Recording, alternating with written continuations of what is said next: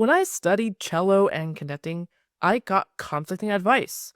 My cello teacher would advise me to protect myself from conductors, while my conducting teacher advised me to protect myself from musicians. It's never made sense to me. Aren't we on the same team? This feeling of being on high alert, scanning for threats, needing to protect ourselves, is known as hypervigilance. And I later realized that my teacher's advice came from real experiences, times they were sabotaged or ridiculed.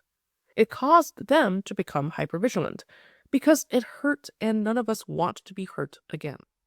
Over time, this nurtures an us versus them mentality.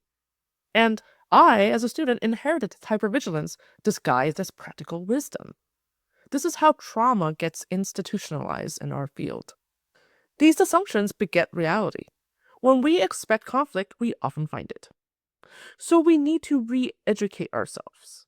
Here are 4 steps to start. 1. Become aware of this learned thinking.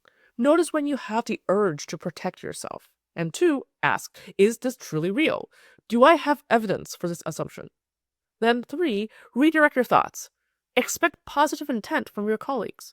They're not out to sabotage you or catch you being less than perfect.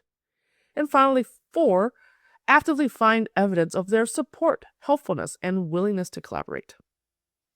This shift in individual mindset can collectively transform our musical culture. I know we can get there, and we can get there together.